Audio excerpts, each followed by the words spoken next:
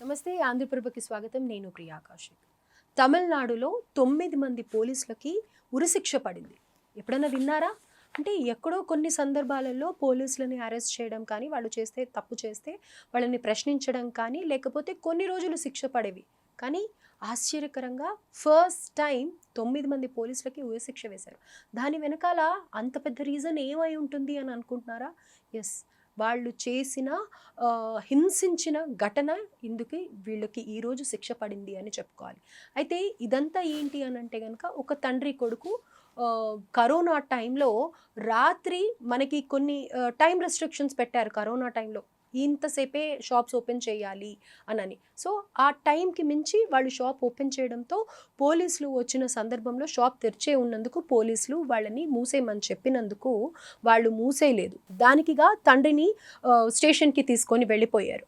దాని తర్వాత అక్కడ ఏం జరిగింది, అక్కడ జరిగిన సంఘటన వల్లనే ఈ 9 మంది పోలీసులని ఉరిశిక్ష వరకు తీసుకెళ్ళిందా, అసలు మొత్తం ఈ కేసుని ఎందుకు ఎక్కడ చర్చించట్లేదు, ఎంతో మానవీయ కోణం ఉన్న ఇది ఏ పెద్ద శాటిలైట్ ఛానల్లో కూడా ఎందుకు చెప్పటం లేదు, 9 మంది పోలీసులకి ఉరిశిక్ష పడటం, అలాగే అక్కడ తండ్రి కొడుకుని ఏ విధంగా హింసించారు, ఏం జరిగింది అనేది ఏ న్యూస్ ఛానల్లో కూడా రావట్లేదు. దీనికి ముందడుగు వేస్తూ ఆంధ్రప్రభలో ఫర్ ద ఫస్ట్ టైం అసలు ఏం జరిగింది అనే విషయం పైన మాట్లాడదాం.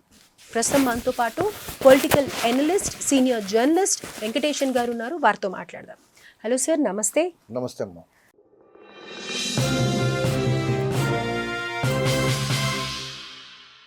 సార్, సో తమిళనాడులో 9 మంది పోలీసులకి ఉరిశిక్ష పడటం అనేది మామూలు విషయం కాదు. దీనికి సంబంధించిన ఆ ఇద్దరు తండ్రి కొడుకు ఎవరైతే ఉన్నారో అది కొంతవరకు ఇన్ఫర్మేషన్ తెలుసు. వాళ్ళని స్టేషన్కి తీసుకెళ్ళటం, అక్కడ వాళ్ళని ప్రశ్నించడం, దాని తర్వాత పోలీసులు 3rd డిగ్రీ ఉపయోగించారు అని తెలుసు. ఏ పెద్ద నేరంలో కానీ 3rd డిగ్రీ ఉపయోగించారు. అలాంటిది ఇంత చిన్న విషయానికి 3rd డిగ్రీ ఉపయోగించారు అని అంటే అసలు ఏం జరిగింది అనే పూర్తి డీటెయిల్స్ తెలియజేయండి. అంటే మనకి తమిళనాడులో జరిగిన సంఘటన, మనకి అక్కడ వచ్చిన సమాచారం, మనకు అందిన సమాచారాన్ని బట్టి 2020 జూన్ 19న జయరాజ్ అనే ఇతన్ని, ఒక వ్యక్తిని వాళ్ళు సాతాన్కుళం అనే ఒక ఊర్లో పట్టుకెళ్ళారు వాళ్ళు పోలీసులు. అంటే అప్పుడు కోవిడ్ అమల్లో ఉంది.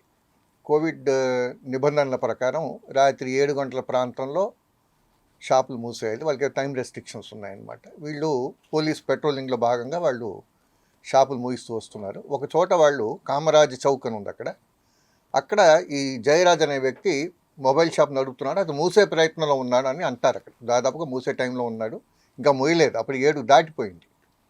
పోలీసులు వచ్చి అతని మీద కేకలు వేయడం జరిగింది. అక్కడ ఏం జరిగిందో వాస్తవంగా చూసిన వాళ్ళు లేరు, ఎందుకంటే కోవిడ్ టైం, ప్రత్యక్ష సాక్షులు లేరు. వాళ్ళిద్దరు పోలీసుల మధ్య, జయరాజ్ మధ్య వాగ్వివాదం జరిగిందని ఒక సమాచారం. అది చాలా తారస్థాయికి వెళ్ళింది. మామూలు వాగ్వివాదం కాకుండా, ఏదో అనుకోవడం కాకుండా చాలా తారస్థాయిలో వాగ్వాదం జరిగింది వాళ్ళిద్దరి మధ్య. దీంతో పోలీసులు ఒక విధంగా ఆవేశానికి లోనయ్యి జయరాజ్ అనే వ్యక్తిని పట్టుకుని స్టేషన్ తీసుకెళ్ళిపోయారు. అది జరిగిన విషయం. అక్కడ అతను విపరీతంగా ఆర్గ్యూ చేసి వీళ్ళ అథారిటీని ప్రశ్నించాడనే ఆక్రోషంతో వాళ్ళు అతన్ని పట్టుకెళ్ళి పోలీస్ స్టేషన్ తీసుకెళ్ళి అక్కడ వాడిని కొట్టడం ఏదో చేశారు, మొదలుపెట్టారు. ఈలోగా దగ్గరలోనే వాళ్ళ అబ్బాయి షాప్ ఒకటి ఉంది, అతను కూడా మొబైల్ షాప్ నిర్వహిస్తుంటాడు. అతనికి ఈ విషయం తెలిసి అతను పోలీస్ స్టేషన్కి వెళ్ళాడు. కోవిడ్ టైం అది, అప్పటికి కోవిడ్, అన్ని షాప్స్ మూసారు, ఎక్కడ ఎవరు తిరగట్లేదు బయట. ఇతను ఒక ఫ్రెండ్ వెంట పెట్టుకుని అడగడానికి వెళ్ళాడు. ఇతను స్టేషన్ బయట నిలబెట్టారు, ఇతను లోపల రానివ్వట్ల. ఎలాగోలాగా మొత్తానికి లోపలికి వెళ్తే అప్పటికి ఆయన కింద పడేసేసి జయరాజ్ని ఒక కానిస్టేబుల్ విపరీతంగా కొట్టడం చూసి ఇతను ఆవేశంగా ప్రశ్నించాడు వాళ్ళ అబ్బాయి, ఎందుకు కొడుతున్నారు మా నాన్నగారిని ఇలాగా అని చెప్పి. మళ్ళీ వాళ్ళిద్దరి మధ్య అక్కడ వాగ్వాదం జరిగింది.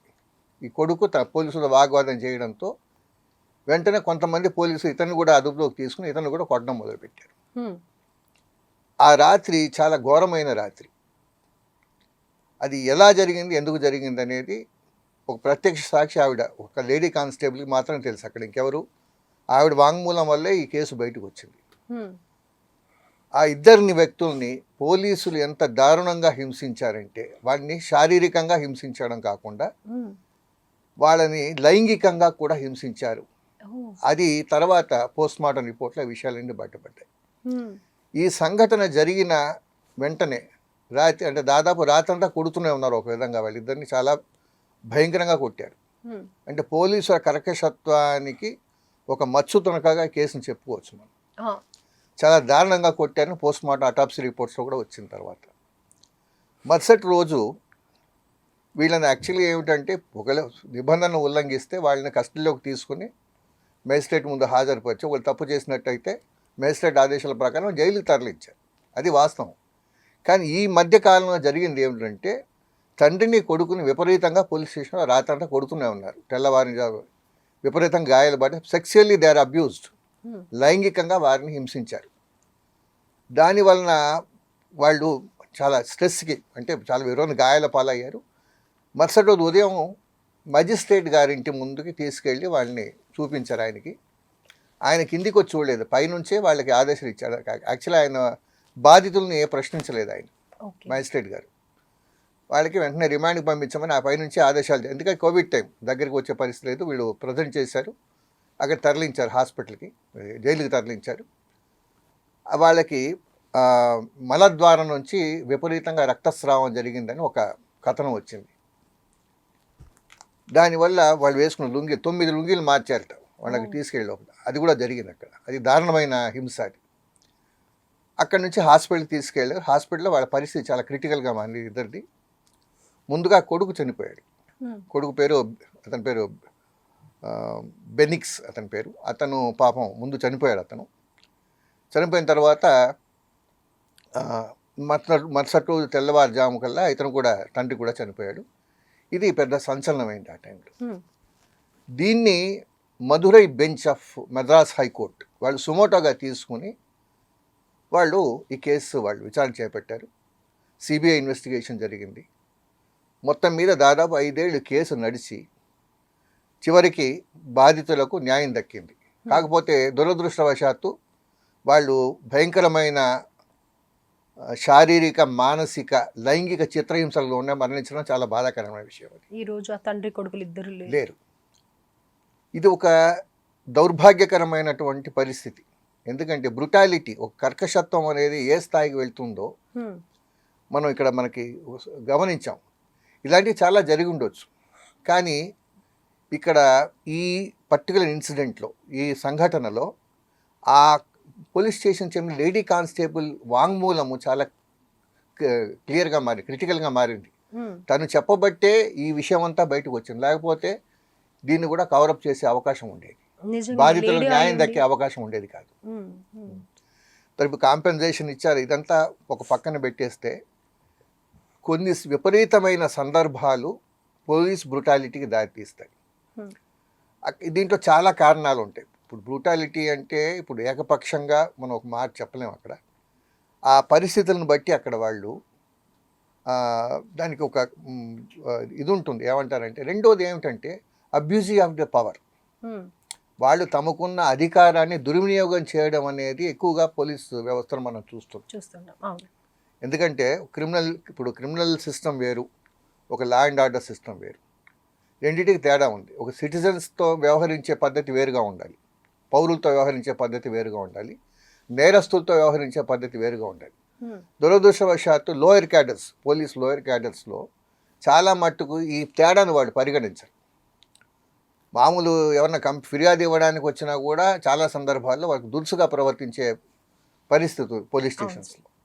దీనివల్ల పోలీసుల దగ్గరికి ఏమైనా న్యాయం కోసం లేకపోతే తగాదా పరిష్కారం వెళ్ళడానికి చాలామంది జంకుతారు. కారణం ఏమిటంటే వాళ్ళు చాలా దురుసుగా వ్యవహరిస్తారు. కొంతమంది, పోలీస్ వ్యవస్థ మొత్తం అని కాదు, పోలీసులో కొంతమంది వాళ్ళు కొంచెం దురుసుగా వ్యవహరిస్తారు. కొంతమంది ఫ్రెండ్లీగానే ఉంటారు, వాళ్ళు ట్యాకిల్ చేసే పద్ధతిని బట్టి ఉంటుంది, పై ఆఫీసర్స్ని బట్టి కూడా ఉంటుంది. ఇప్పుడు ఉదాహరణకి మనకి ఇక్కడ చాలామంది మంచి ఆఫీసర్స్ ఉన్నారు. దీంట్లో వాళ్ళు ఏంటంటే ఫ్రెండ్లీ పోలీసింగ్ విధానాన్ని ప్రవేశపెట్టారు. తమిళనాడులో కూడా అమల్లో ఉంది. పోలీస్ వాలంటీర్స్ తీసుకున్నారు. ఈ పోలీస్ వాలంటీర్స్ ఏం చేస్తారంటే ఎవరైనా ఫిర్యాదుదారు వచ్చినప్పుడు వీళ్ళు హెల్ప్ చేస్తారు.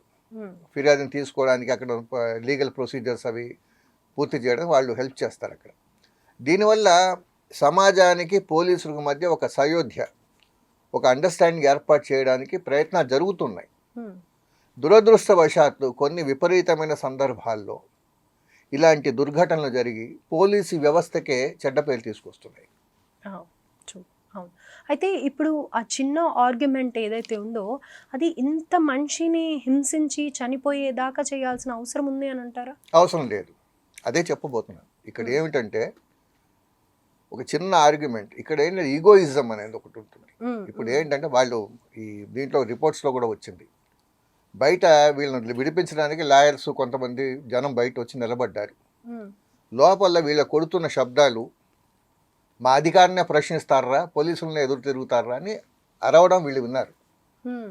అక్కడ విట్నెస్లు ఎవరైతే ఉన్నారో, మమ్మల్నే ప్రశ్నిస్తారా, మీకు అంత ధైర్యమా అంటే, police are suppose to protect the society. They are not about the society, they are the part of the society. Suppose అతను తప్పు చేసే ఉండొచ్చు, వాళ్ళ అధికారం ఎంతవరకు ఉంది, కేసు రిజిస్టర్ చేయడం, దానికి సంబంధించిన వివరాలు పొందుపరచడం, వాళ్ళని సెల్లో ఉంచడం, ఉదయం తీసుకుని మేజిస్ట్రేట్ గారికి చూపించి ఆయన ఆదేశాల మేరకు రిమాండ్కి పంపించాలా లేదా ఆయన నిర్ణయిస్తారు మేజిస్ట్రేట్ గారు. పోలీసులకు వేరే అధికారాలు లేవు. They can apprehend a person. ఇప్పుడు నేరస్తుడైనా సరే, దొంగతనం చేసిన వాడైనా, ఏదైనా నేరాన్ని పాల్పడుతున్నా సరే, they can apprehend a person, అంటే పట్టుకోవడానికి వాళ్ళకి అధికారం ఉంది. They can use all the force to catch hold of him. They can take him to the magistrate. వీళ్ళంతటి వీళ్ళు అంటే చేయి చేసుకునే అధికారం పోలీసుకు లేదు. చట్ట ప్రకారం పోలీసులకు నిందితులు ఎవరైతే అనుమానితులు కానీ నిందితులు కానీ వాళ్ళ మీద చేయి చేసుకునే అధికారం ఎట్టి పరిస్థితుల్లో లేదు. అది చట్టం, రాజ్యాంగం కానీ చట్టం కానీ స్పష్టంగా చెబుతుంది. ఒకవేళ అలాంటి జరిగి ఉంటే, వాళ్ళ మీద అత్యాచారం కానీ ఏదైనా జరిగి ఉంటే కనుక మ్యాజిస్ట్రేట్ ముందు వాళ్ళు చెప్పుకునే అవకాశం ఉంటుంది బాధితులకి. సో మ్యాజిస్ట్రేట్ విల్ కన్సిడర్, మీతో పోలీసు దురుసుగా వ్యవహరించారా అని మ్యాజిస్ట్రేట్ గారు క్వశ్చన్ చేస్తారు. వాళ్ళు అవునంటే మాత్రం then magistrate will take legal action, దానికి సంబంధించిన ఏం చర్యలు తీసుకొని ఆయన తీసుకుంటారు. ఒకటి పోలీస్ బ్రూటాలిటీకి సంబంధించి ఎటువంటి ఇది జరగలేదంటే అక్కడ చట్టపరంగా వాళ్ళని రిమాండ్కి పంపించాలి లేదని మ్యాజిస్ట్రేట్ నిర్ణయం చేస్తారన్నమాట. కానీ ఇక్కడ జరగకుండా ఉండాల్సింది జరిగింది. దానికి రకరకాల పరిస్థితులు కారణమవుతాయి. అక్కడ ఇది పర్టికులర్గా ఒక పరిస్థితిని మనం ఖచ్చితంగా చెప్పలేము. రైట్. అయితే ఓవరాల్గా చూసుకున్నట్టయితే మనం కూడా కొన్ని రూల్స్ రెగ్యులేషన్స్ అని పెట్టినప్పుడు అవి మన కోసమే అన్న ఉద్దేశంలో ఉంటే కనుక సరిపోతుంది. అండ్ ఒక సిస్టమ్ ఉన్నప్పుడు దాన్ని ఎదురు తిరిగి ప్రశ్నించడం కంటే కూడా ఆ కొంచెం సేపు సమన్వయం పాటించి పోలీస్ అధికారి కాబట్టి అంటే ఎవరికైనా ఈగో అనేది ఒకటి అడ్డం వస్తుంది. సో దాన్ని రివర్స్ లో ప్రశ్నించి అందుకు అంటే ఈ విషయంలో మనం వీళ్ళ తప్ప అనే దానికంటే మామూలుగా జనరల్ గా సొసైటీలో మనం ఉంటున్నప్పుడు కొన్ని రూల్స్ అండ్ రెగ్యులేషన్స్ ఫాలో అవ్వాలి. అలాగే ఒక అధికారం ఉంది కదా అని చెప్పి మనం దాన్ని దుర్వినియోగం కూడా చేసుకోవాలి. వాళ్ళు కూడా చేయకూడదు. ఇప్పుడు ఏమంటే సిటిజన్, ఇప్పుడు ఇద్దరి బాధ్యత ఉంది. ఇక్కడ పోలీసులకు ఎంత బాధ్యత ఉందో పౌరులుగా మనకు కూడా అంతే బాధ్యత ఉంది. ఒక విధి విధానాలు ఉంటాయి, ఒక చట్టం ఉంది. ఆ చట్టం ప్రకారం నడుచుకోవాలని మనం సూచిస్తున్నారు. ఎందుకంటే అది అందరి మేలు కోసం. ఇప్పుడు ఉదాహరణకి ఈ కేసులో చూద్దాం, కోవిడ్ నిబంధనలు అమల్లో ఉన్నాయి. ఎందుకంటే కోవిడ్ వైరస్ విపరీతంగా వ్యాపిస్తుంది. ఫస్ట్ స్టేజ్ లో ప్రాణాలు పోయిన సందర్భాలు ఉన్నాయి.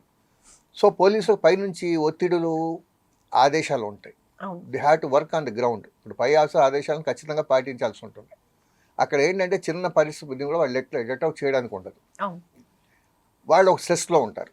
అది ఎవరైనా సరే, పోలీసులైనా మనమైనా ఎవరైనా కూడా ఒక స్ట్రెస్లో ఉంటారు. ఇంకా ఇన్ఫాక్ట్ చెప్పాలంటే వాళ్ళ ప్రాణాలని పనంగా పెట్టి నిజానికి ఆ టైంలో కరోనా టైంలో పోలీస్ సిబ్బంది, పారిశుద్ధ సిబ్బంది, పారామెడికల్ సిబ్బంది, వైద్యులు వాళ్ళ ప్రాణాలని పణంగా పెట్టి సమాజానికి సేవ చేశారు. మనం వాళ్ళని మెచ్చుకోవాల్సింది. ఆ విషయంలో వీ హ్యావ్ టు అప్రిషియేట్. ఎందుకంటే ప్రాణాలు ఎవరైనా ప్రాణాలు, ఇప్పుడు అది ఎవరైనా కావచ్చు. They are taking the risk to see that the society is safe guarded. సమాజం ఒక చక్కగా ఇటువంటి వైరస్ బారి సోకకుండా సమాజం సుభద్రంగా ఉండాలని చెప్పి వాళ్ళు ప్రయత్నం చేశారు. కింద నుంచి పై దాకా ఇప్పుడు నేను చెప్పుకున్న వాళ్ళందరూ కూడా వాళ్ళు they have risk they life for this cause. అక్కడ ఏదో చిన్న పొరపాటు జరిగింది. పోలీసులు అతని మీద గట్టిగా అరవడమో, అతను వీళ్ళతో వాగ్వాదం చేయడమో, అది గోటితో పోయే విషయం. అది చాలా చిన్న విషయం. పోలీసులైనా కొంచెం అతనికి నచ్చజెప్పి ఇలా కాదయ్యా మంచిది కాదని చెప్పి షాప్ మూయించేసి అతను 9 ఇంటికి మంది పంపించి పోలీసులు ఉన్నారు, అందరూ వాళ్ళని హింసించే బదులు ఒకరు కాకపోతే ఒక్కరన్నా 9 మంది అనేది స్టేషన్కి వెళ్ళిన తర్వాత స్టేషన్ వెళ్ళిన తర్వాత కానీ ఇక్కడ పెట్రోలింగ్ వచ్చింది 2-3 వచ్చారు. ఒకరు కాకపోతే ఒకరన్నా ఒక సర్ది ఇన్స్పెక్టర్ 2 చెప్పేవాళ్ళు. కానిస్టేబుల్స్ మాత్రం ఉన్నారు పెట్రోలింగ్ టైంలో. ఒక కానిస్టేబుల్ 2 కానిస్టేబుల్, ఒక ఇన్స్పెక్టర్ ఉన్నాడు, సబ్ ఇన్స్పెక్టర్. వాళ్ళు మాత్రం వచ్చారు. స్టేషన్ తీసుకెళ్ళిన తర్వాత అక్కడ వాళ్ళు చెప్పుకుంటారు కదా, వీడు చాలా విపరీతంగా మాట్లాడుతున్నాడు, ఏదో ఉంటుంది వాళ్ళ దీంట్లో, చాలా మన మీద జులుం చూపిస్తున్నాడు ఉంటారు. అవును. That is natural human, because they are not above humans, వాళ్ళు మనలాంటి మనుషులే. సో ఇక్కడ ఏమవుతుంది, ఓహో అంత ఇది ఉందా వీడికి, ఏదో ఉంటుంది కదా అక్కడ. అవును. అట్లాగా ఒకళ్ళ 9 మంది దాంట్లో ఇన్వాల్వ్ అయ్యారు. రైట్. ఇప్పుడు 2 కానిస్టేబుల్స్, ఒక సబ్ ఇన్స్పెక్టర్ పోయి మిగతా 6 కూడా ఇతని మీద దౌర్జన్యానికి పాల్పడ్డారు రైట్. ఈ జయకుమార్ అనే వ్యక్తితో. Only simply because of the factor that he oppose them, వాళ్ళ అధికారాన్ని ప్రశ్నించాడన్నటువంటి ఒకే ఒక కారణంతో అతని మీద వాళ్ళు దాష్టికానికి దిగారనమాట. అతని మీద కాకుండా అడగడానికి వచ్చిన కొడుకు మీద కూడా వాళ్ళు దౌర్జన్యం చేశారు. ఇది open case, already court decide చేసింది. వాళ్లకు చట్ట ప్రకారం వాళ్లకు ఉరిశిక్ష విధించారనమాట. Right. Right. Thank you sir. Thank you so much for the information. Thank you.